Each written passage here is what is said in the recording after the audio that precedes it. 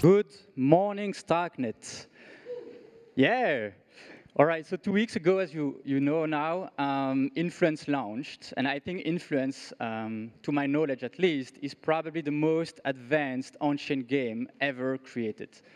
So most advanced in terms of both design and game dynamics, but also most advanced in terms of UX. Influence put a great deal of effort into making the blockchain disappear, making it invisible, and yeah, basically users don't need to know they're using Starknet or they're using the blockchain when they play Influence. And so Diego, I think, already shared some very self-speaking numbers and statistics. So yeah, in the past 2 weeks, Influence has been the most used contract on Starknet. And altogether, I think all these transactions they're totaling up to 20% of all the Starknet transactions over the last two weeks. So yeah, great to see this happen. So today on this panel we have Chris. So Chris, you are the CEO and founder of Unstoppable Game, which is the game studio that is building and developing Influence.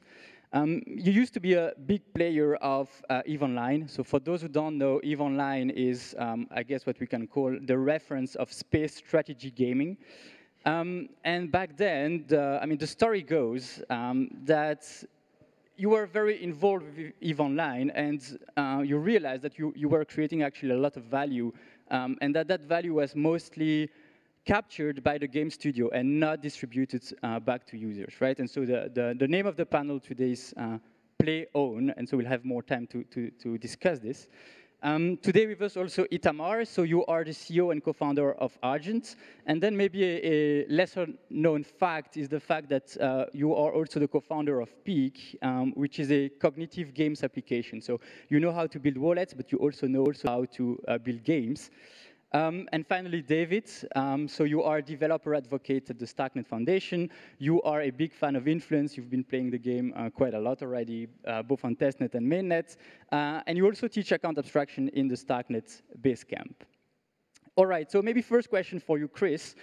What makes Influence different from traditional games, and why do you need blockchain to make this happen? Yeah, great question. So I think the first time I kind of had the idea for Influence, like you said, a long time ago, playing EVE Online, and I started to kind of run into limitations, which EVE Online, I think, has done some amazing things. It's this incredible open world. There's a lot of freedom, not a ton of limitations, and it's very player-driven. But one of the things that I ran into pretty quickly, I was leading a large alliance. So if any of you have played, you may be aware of an alliance called Test Alliance. It kind of grew out of Reddit and became the second largest alliance in the game. And I was kind of part of its formation and its leadership team for a long time. And we kept running into these limitations that just felt arbitrary. And like you said, in a lot of cases, they were there to ensure that the studio was capturing the value, that all of that value would flow back to them. They could maintain control. And ultimately, that was their goal, and that was their business model. Fine. But I kind of wanted to explore, like, how could we build a game that could provide more freedom, could provide, for example, the ability for people to play together in any way that they wanted, not just the one prescribed way that the studio provided to you. And as I thought about it more and more, I really sort of settled on this idea of an unstoppable game. That's, it's the name of the studio and what we set out to build. And the idea there being that ultimately the players who play the game, who build the world, own the game and continue to play and build and populate that world for as long as they exist. No matter whether we are around any longer or not.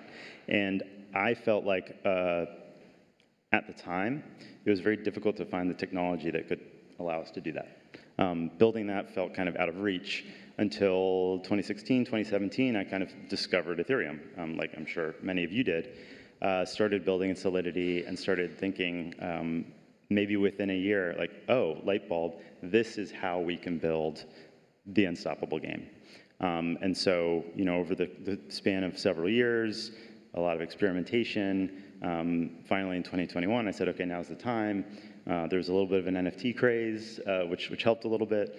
But that was the time to really start building, and we did. And pretty quickly deployed onto Ethereum. And then from there, we kind of kept building. And I know we'll talk a little bit more about starknet and why, but that's why we chose blockchain in the first place, was to deliver on that decentralized and stoppable game. Amazing. So David, why is Influence unique? I mean, the moment the Web3 gaming clicked for me was playing GTA Online. I was trying to help a friend get started, from the very beginning. And I said, okay, I'm just going to transfer some in-game currencies, some cars to my friend so he can get started. And then I realized that it was impossible to transfer anything. Like, the game wouldn't allow it. And I think it's basically to force players into microtransactions and stuff like that. But then I realized all the time that I spent collecting these themes, I didn't own any of them, right? When you compare that, for example, to Influence, I also help a friend to get started, but this time I can just send them Sway, the in-game currency to get started. I set up a whole crew with the right crewmates for the beginning of the game, and I send it to him. Those things are NFTs, are ERC20 tokens. So not only I truly own them, I can do whatever I want with them. And the second aspect is that these games run forever, basically, right? Even if Unstoppable Games stop working on them, the game will continue to live on a starknet, and anyone will continue to have access to it. Compare again to, for example, GTA Online. As soon as GTA 6 comes along, at some point they're going to shut down the servers and the game will die. So those two things were very compelling to me and led me to really learn more about Web3 game. Okay. Then, yeah, Chris, you touched upon this a little bit already, but I like to say that Starknet today has nothing to do with Starknet 1 year ago, and probably has nothing to do with Starknet in a year. And so you've been building Influence for a long time, when Starknet was pretty much still, had still a bit of work on the roadmap. So what convinced you of using Starknet as the backbone for your game? No, that's a really good question. And yes, we did build most of the entire game in Cairo 0 and have now again in Cairo 1. So we've gone through that whole process. But yeah, I think, like I said, we deployed in 2021 on Ethereum. It very quickly became clear that it was unworkable to deploy a game of this scale on Ethereum and expect that it would be playable at any reasonable price. And so pretty quickly we started exploring what are our options, and obviously L2s was where we wanted to be. We wanted to make sure that we were on Ethereum ultimately. And so we spoke with a lot of the L2s. There was 4 big ones at the time, and we spoke with all of them. And I met Ori. We had a great conversation in Boston. And I think what really hit me was not only the strength of the team, the feeling of the ecosystem even at that stage was just very collaborative, very helpful, and full of a bunch of brilliant people, which gave me a lot of faith in its future. But beyond that, from a technical perspective, we expected to do a lot of computation. And anybody who's played has seen we simulate realistic ballistic trajectories between realistic orbits. All of that is verified on chain. So when you're flying from an asteroid A to asteroid B, we make sure, verified on chain in Cairo, that you have enough propellant, that your chosen flight path reaches the asteroid you expect it to on time. So we're basically doing rocket science on chain. And to me, there was a convincing case to be made that Starks were the way to do that and actually keep the game affordable and not expect to see gas fees kind of explode long term. And I'm really excited today that has been borne out, and we're seeing incredibly low fees and Influence being truly playable. So I'm really happy to see, 3 years on, that we're still in a good spot. You are also very eager to build for gamers and not for crypto bros. Mm-hmm. So can you explain to us a bit more what is the reason for that and how it translates exactly in the game? I mean, I think there's definitely space for both. But yes, I think the audience of gamers, people who play games and who are not in any way exposed to crypto, is enormous. There are billions of us. And I think that if we are to see crypto be and blockchain be adopted like we all want it to be, we can't limit ourselves to only going after an audience that is already exposed or that wants to be exposed purely for financial gain. There has to be other realistic use cases out there, and I think for us, yes, it's challenging. Yeah, it's funny that building just a game is kind of veering away from the norm in this space, but it is, and that has presented some challenges. But the audience is so large, and ultimately we see gamers providing a much more solid base long term. I think we've seen games that rise and fall very quickly in the crypto space because they focus purely on sort of like the extraction. Oftentimes it feels like their airdrop is effectively the product, and then very quickly they disappear after that, and that's not what we want to build. We're looking to build a world that will be unstoppable, that will survive long term, as long as there's a community there to be filling it. And I don't want to see that community disappear weeks after the game launches because it was only really ever about the token. So we're pretty dedicated to finding those players, helping them get onboarded. Argent is helping in a big way there, and keeping them around to play a game, and then provide them the benefits of blockchain, but not have that be the first thing that they care about. Yeah, so you mentioned Argent. So Itamar, Argent has been innovating and pushing the smart account narrative for years, since 2017 or maybe even before. So how do smart accounts actually help Influence reach that goal?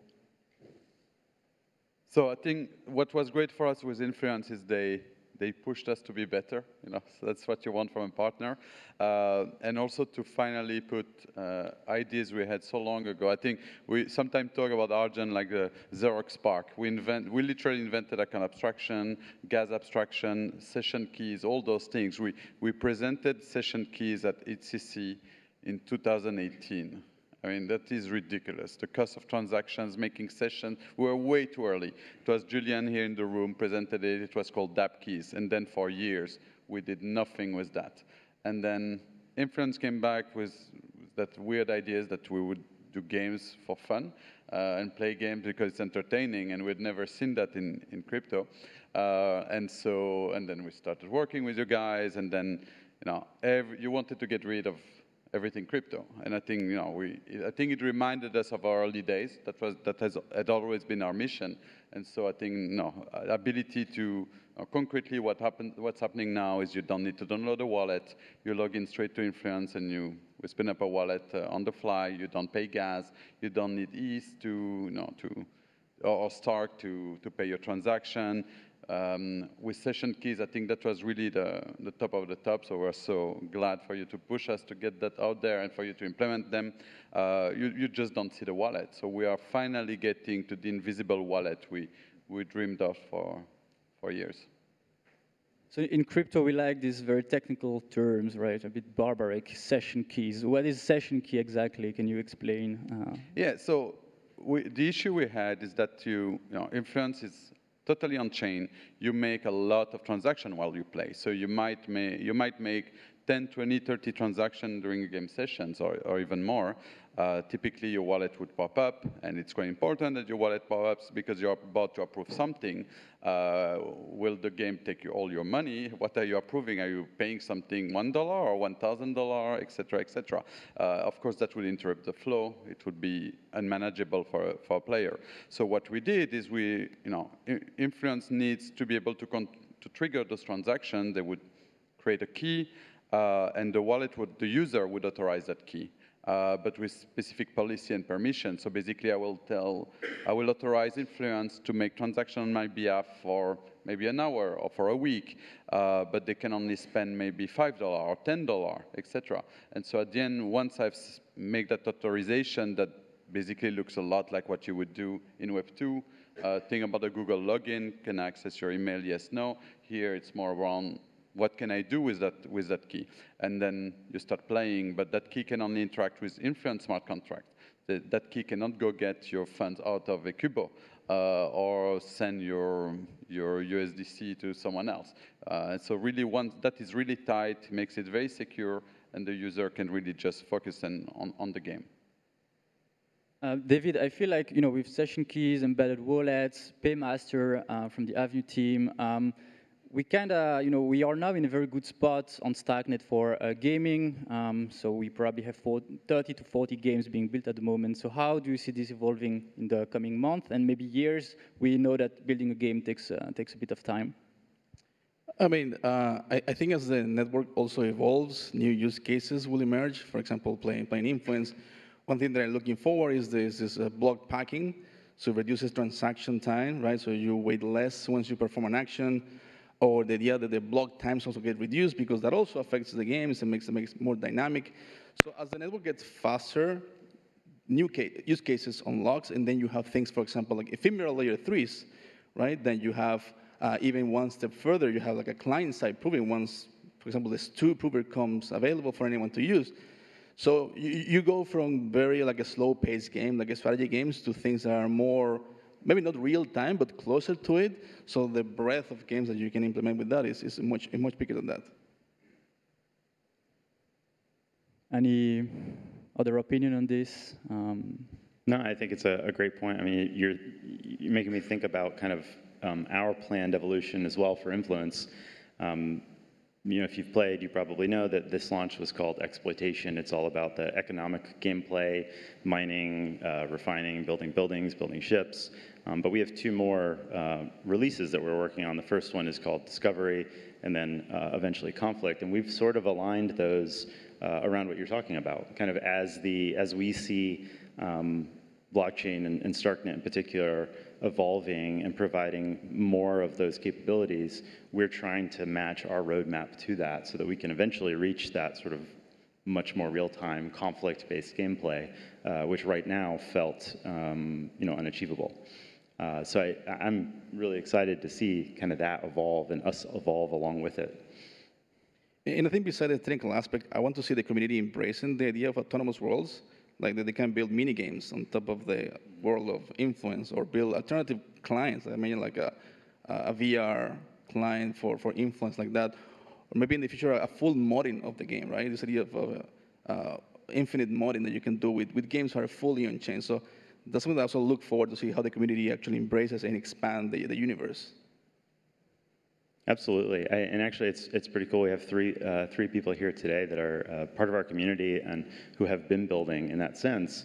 Actually, even part of the small grants program with the foundation, which is amazing.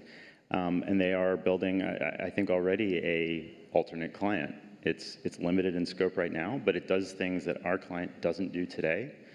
Some really cool concepts like being able to basically hire your crew out based on their specific capabilities, which I think is incredible. It's called floodgate.space, if anybody wants to check that out.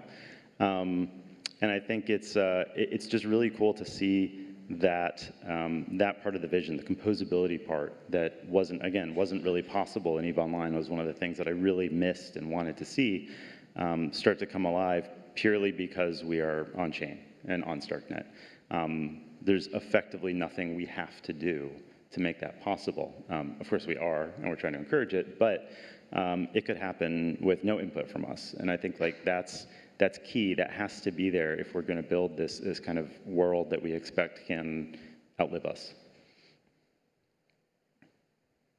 Okay, so what are, in you guys' opinion, the remaining blockers we might have on Starknet to really have this, gaming ecosystem take off? It's a good question. I think, as we have launched and over the past 2 weeks, getting feedback and understanding where, especially those Web 2 traditional gamers kind of run into issues, I think it's really at the on-ramping piece. And so we're pretty focused right now on how do we improve that, how do we find partners that are going to improve that flow to make sure truly that if they don't want to, a traditional gamer doesn't have to care about the infrastructure. And I hate to say that, we're at a Starknet conference, but I don't want them to need to know about Starknet unless they want to see the benefits of being an unstoppable game, being on chain. They shouldn't need to care. And I think a key part of that is, for example, not seeing that you're on-ramping through Ether. If you're coming from no knowledge of what Ether is, or you've learned a little bit about influence and you know that Sway is involved, and now suddenly you're being asked to buy Ether, you're sort of like, well, this doesn't make a whole lot of sense. What is this? Or maybe even I know what that is and I don't like it, which can happen. I don't think especially in the gaming. Yeah, especially community. in gaming. Yeah, there's unfortunately been a bit of a backlash. I think gamers will often see anything that looks like, microtransactions or the new way to extract money from players, and they immediately dislike that. So, I mean, our goal is really bring them from discovering the game to playing the game to having fun without needing to know any of that. And then they get into the community, discover kind of what these new capabilities are, and they can graduate into being more aware of blockchain. And maybe they start using Web Wallet to explore Avenue or explore like many of the other applications that they can use on StarkNet, and that's great. But I'd rather them not have to start there. Itamar, you probably have a strong opinion as well on ramping. How do we solve this issue in the foreseeable future? So I agree. It's probably. I mean, when I look at influence today, I think the last 2 pain points are probably what's going to be solved soon, which is faster confirmation time, and the second one is on ramping. It's a hard problem because it's not a technical problem. It's a regulatory problem. We are doing some work for better on-ramping in some market, for some specific category of application. So especially for larger amount of money at low cost, we might be seeing improvement, I'm hoping this year. In your case, I think gaming is a bit of an advantage on ramping where regulatory-wise, it might be a bit easier. Buying an asteroid is a common practice, but the fact that it's fully on-chain actually makes it brings other challenges. So I think the answer there is we can work together. We know all the best on-ramp partners and try to see if there is a bit more of a custom solution that would work in most markets.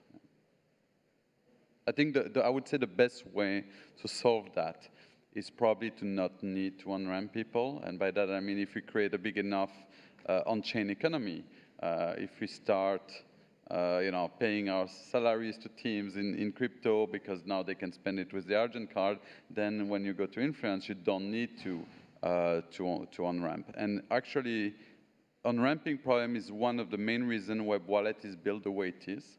If you look at every embedded wallet in the market, on EVM everywhere, you get really a SDK to create a wallet within your game. And it's one wallet per user per application. And we went a different route. We said, no, you will have the same wallet everywhere. So you log in with Web Wallet to Influence, then you log in to Ecubo or to another game. It's really always the same wallet, which means your funds are there. And as we grow, we'll end up with millions of users with a Web Wallet, with funds on the Web Wallet. And so that's really the friction you will solve is the on-ramp, because they will already be part of that new economy. David, what do you think is one of the last barriers we need to take down? I mean, the one that I want to see next is actually Paymaster implemented in the Argent Web Wallet, so there's a single token for the whole game. Because as I onboard people, especially non-crypto people, to the game to see how they react, to see how ready we are for mainstream adoption, I can see that this being then the next blocker, right? Oh, I need to have 2 tokens and then the complexity that comes with that. But if you can only have Sway to pay for gas fees and the whole thing happens under the hood, transparent to you, that will be a killer combo with session keys as well. So it's truly like a Web 2 experience with all the benefits of Web 3 gaming. So it's ready on our end. As soon as Chris is back home, I think he has to work on that. So yeah, that's right. It will be there. Should be this month, though. We'll see Sway fee abstraction. We're going to see subsidies thanks to the propulsion program. And session keys on Argent X. So a lot is coming. For me, it's a great way to showcase when I teach account abstraction, showing how these interactions happen. For example, the multi-call is a perfect way to really, make it tangible, the benefits of all these technologies in the practice. Yeah, multi-calls have been incredible. I think maybe that was a underappreciated reason for our choice of StarkNet at the time. But seeing the impact of native account abstraction today with multi-calls is pretty incredible. We can do all sorts of amazing, exciting things that we could not do at all in EVM. I mean, even something as simple as logging into Influence and having 15 or 20 actions that you've finished and being able to finish them all at once in a 15 or 20 transaction multi-call is just, it's kind of amazing. I mean, I know that if you're playing the game, again, you shouldn't care. But you would care if you couldn't do that. It would be weird and confusing. And so I think that's one of those pieces that is part of StarkNet that makes it very possible to build a traditional gaming experience. And I love that. Itamar, session keys are a no-brainer when it comes to gaming, but do you see other use cases where this could really make, be big? So when we started session keys, it was fully with gaming in mind. I'm not sure we thought really about other cases, because it was like, for example, for DeFi, you are making a big investment decision. The transaction itself is a detail. You need to unramp money. You need to decide that you will invest that money with all the risk, and then it's fine to validate a transaction. And so when we started working with game in mind, web wallet and session keys, it's really about gaming. And then suddenly, in the space of 2 months, things changed completely. So we started working on the card project. We wanted it to be non-custodial. We sat down with Julian. Julian sat down alone to come with a solution. And it's like, actually, that's session keys. So actually, the new Argent debit card that we announced yesterday, that Julian announced yesterday, is run on session keys, exactly the same model than Influence. It's for different reasons. It's not like you need to make 100 transactions a second or a minute while paying. It was because you don't want to open your phone and your wallet while you're at the merchant. The transaction needs to be authorized instantly, and so it runs with session. It uses session keys under the hood. We have actually a third team looking at AI agents. AI agents needs to be able to transact. What do you give them? You don't give them your wallet, you give them session keys. So that all happens in a very short amount of time. So actually, I think to your point, David, sometimes you just build something and you see what it unlocks. And I think we built it for one use cases, and we are seeing now new use cases unlocked because of that. I think another underappreciated aspect of StarkNet that powers all of this is the very low fees. Because now I stopped even thinking about how much I'm paying for fees. I just play the game and forget about it. It's just cents, right? Before, with any Web3 game, I really have to think and just time when I send a transaction, because it could be very expensive. So that's a big reason we had session keys for years without being used. You cannot you cannot have a transaction that costs $1, $2, $3, $5, even 50 cents happen without you knowing about it. It's a lot of money if you make that 10, 20, 30 transactions. So fees was really one of the big reasons I suspect Influence could launch us, for us to be able to have real value with session keys. Yeah. I think I've done more mini transactions in the last 7 days than in the last 2 years, like really. Yeah, it's actually amazing. I mean, the players in Influence, I think the average, not median, but the average player over the last 2 weeks is doing 50 transactions a day, which is, I think, quite high. It's exciting to see like that much usage from each individual.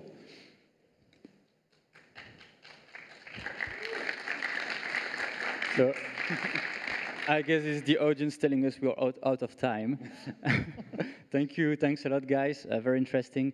If anyone there is building in the audience and wants to implement session keys, please come find me. I'll be around today. And yeah, thank you. Thank you. Thanks.